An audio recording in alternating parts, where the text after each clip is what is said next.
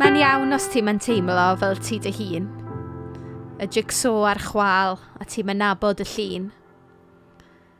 Mae'n iawn os ti isho llonydd o'r sŵn. A dwi'n sori na fedrai roi cwtsh iawn i ti dros Zoom.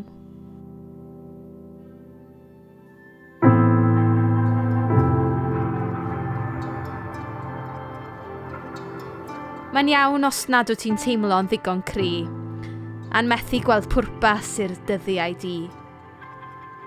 Ond os oes na drawstiau ar ddrysau'r fro, does dim angen i ti gadw dy galon dan glo.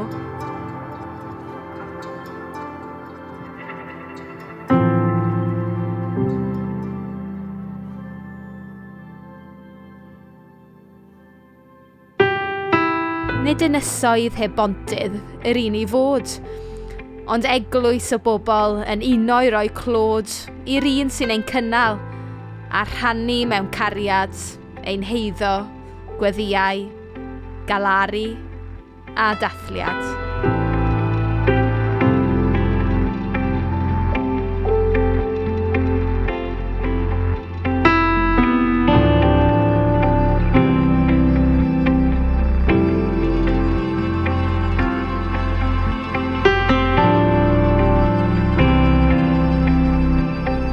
Fel Aron i Moses, fe godwn dyfreichiau, pan deimlu di'n wan, fe safwn mewn bylchau rhwng deiar a nef, gan wybod mai'r Iesu sy'n cario ein beichiau, yw'r un sy'n teyrnasu.